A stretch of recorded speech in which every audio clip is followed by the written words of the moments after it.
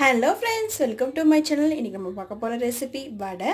அதுவும் மிதமான சாதத்தை வச்சு எப்படி வடை செய்யலாம் அப்படின்றத பார்க்கலாம் வாங்க.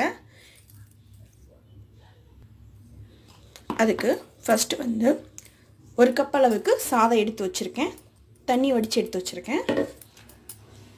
இப்போ ஒரு மிக்ஸி ஜார்ல சேர்த்துறலாம்.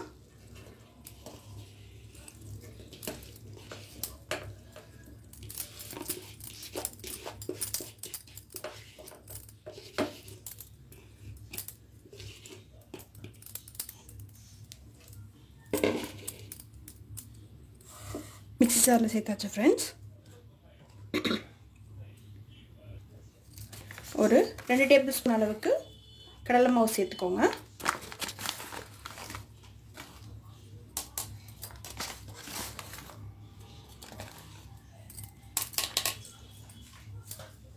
கடலை மாவும் சேர்த்தாச்சு. அடுத்து ஒரு 2 டேபிள் ஸ்பூன் அளவுக்கு தயிர் சேர்த்துக்கோங்க.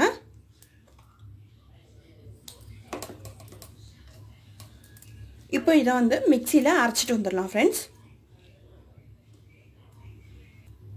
தண்ணி எதுவும் ஊத்த கூடாது फ्रेंड्स. ஏன்னா கொஞ்சம் வந்து சாதத்துல தண்ணி இருக்கும். தயிர் ஊத்தி இருக்கறதுனால தண்ணி எதுவும் தேவையில்லை. அப்படியே வந்து பேஸ்ட் பண்ணி எடுத்துக்கலாம். இப்போ கூட கொஞ்சம் உப்பு சேர்த்துக்கோங்க. நான் வந்து இத அரைச்சிட்டு வெங்காயம் எல்லாம் போடும்போது உப்பு சேர்க்க போறேன். இப்போ அத அரைச்சி எடுத்துட்டு வந்துறலாம்.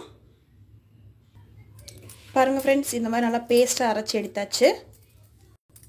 உங்ககிட்ட கடலை மாவு இல்லை அப்படின்னா அதுக்கு பதிலாக 2 டீஸ்பூன் அளவுக்கு அரிசி மாவு சேர்த்துக்கோங்க. அப்புறமா வந்துட்டு 1 டீஸ்பூன் அளவுக்கு ரவையும் சேர்த்துக்கோங்க, நல்லாயிருக்கும். இப்போ இதில்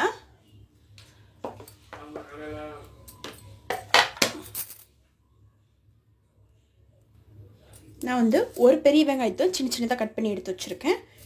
ஒரு பச்சை மிளகாய், கொஞ்சமாக கருவேப்பிலை, கொஞ்சமாக இஞ்சி, இதெல்லாம் உள்ளே போட்டுடலாம். சேர்த்து நல்லா மிக்ஸ் பண்ணிக்கலாம். இப்போ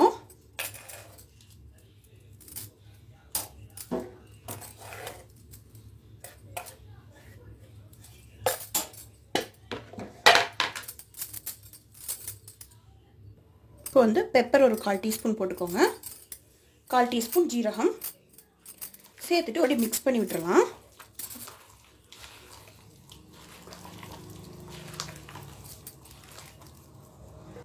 நல்லா பசிச்சாச்சு फ्रेंड्स. இப்போ இந்த வடைக்கு தேவையான அளவுக்கு உப்பு சேர்த்துக்கலாம். சாதத்துல ஏற்கனவே உப்பு போட்டு ஊற வச்சிருந்தீங்க அப்படின்னா வந்து பார்த்துட்டு சேர்த்துக்கோங்க.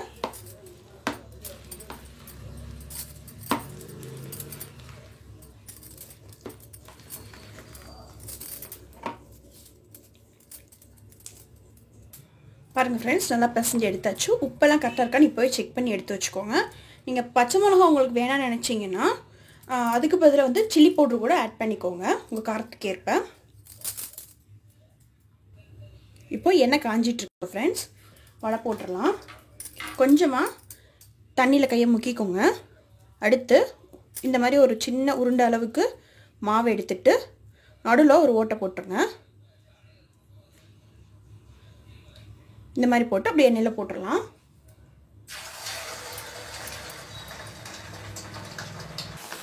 பாருங்க ஃப்ரெண்ட்ஸ், வடை வந்து போட்டாச்சு. நல்லா ரெடி ஆயிட்டு இருக்கு. ஒரு பக்கம் வந்து கோல்டன் கலர் ஆகவும் மறுபக்கம் திருப்பி போட்டுடலாம். எண்ணெய் வந்து நல்லா சூடாக இருக்கணும். ரொம்ப சூடு கம்மியாக இருந்துச்சு அப்படின்னா வந்து பிரிஞ்சிட்டு வந்துடும் வடை.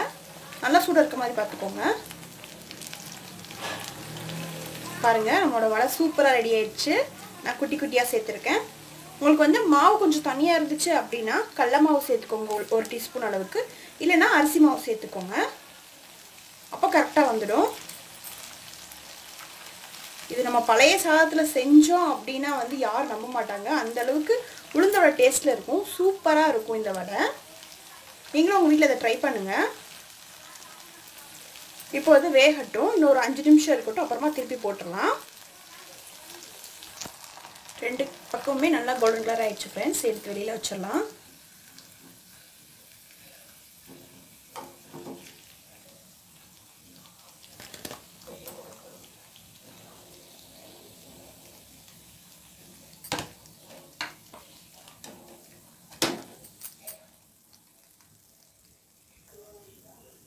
வடை எடுத்தாச்சு ஃப்ரெண்ட்ஸ். இதே மாதிரி இருக்கிற மிச்ச மாவெல்லாம் போட்டு வடை சுட்டு எடுத்துடலாம். பாருங்கள் ஃப்ரெண்ட்ஸ், நம்மளோட வடையெல்லாம் சூப்பராக ரெடி ஆகிடுச்சு. இந்த மாதிரி குட்டி குட்டி வடையும் போட்டிருக்கேன். எனக்கு இந்த குட்டி குட்டி வடை ரொம்ப பிடிக்கும். உங்களுக்கு யாருக்கு இதுக்கு மாதிரி குட்டி குட்டி வடை பிடிக்கும்னு கமெண்ட்ஸில் சொல்லுங்கள். பாருங்கள், நம்மளோட வடை சூப்பராக ரெடி ஆகிடுச்சு.